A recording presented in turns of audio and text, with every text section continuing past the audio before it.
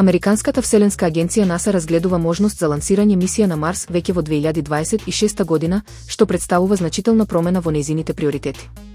Оваа иницијатива е поттикната од предлог буџетот на Белата куќа за 2026 година, кој предвидува зголемување на финансирањето за марсповрзани проекти за $1 милиарда. Планот вклучува потенцијална соработка со Италија и би можел да ја забрза временската рамка за испраќање луѓе на црвената планета. Портпаролката на НАСА, Бетани Стивенс, изјави дека агенцијата ги проценува сите можности, вклучително и прозорците за лансирање во 2026 и 2028 година, кога Земјата и Марс е најблиску. Оваа промена доаѓа по средбата меѓу американскиот претседател Доналд Трамп и италијанската премиерка Џорџа Мелони, каде што беше најавена можноста за заедничка мисија на Марс. Мисијата би можела да биде од особена корист за компанијата SpaceX на Илон Маск, која веќе објави планови за слетување на Марс во 2026 година.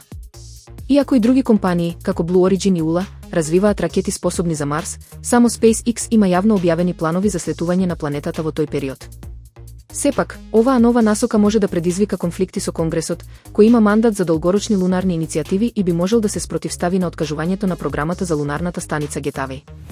Иако номинираниот администратор на НАСА, Џеред Ајзакман, тврди дека целите за месечината и Марс можат да коегзистираат, некои сенатори остануваат скептични.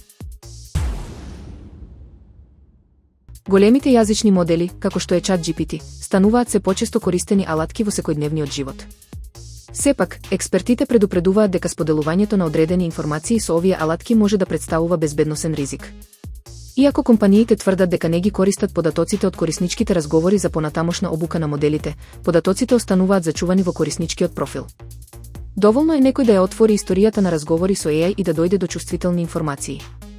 Меѓу информациите кои не треба да се споделуваат се лични податоци како полно име, адреса, матичен број, број од лична карта или пасош, финансиски информации како број на кредитна или дебитна картичка, банкарска сметка или лозинка за интернет банкарство, лозинки за лични или деловни сметки, чувствителни или доверливи информации за себе или други лица, информации за фирмата во која работите или соработувате, здравствени состојби или семејни детали и фотографии од идентификациски документи.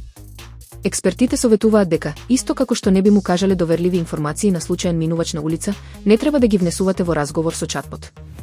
Ако користите AI алатки за изработка на документи, побарајте шаблони кои ќе ги пополните локално на вашиот компјутер, наместо да внесувате вистински податоци. Во заклучок, додека AI алатките можат да бидат корисни во секојдневниот живот, важно е да се внимава на информациите кои се споделуваат со нив, за да се заштити личната и деловната приватност.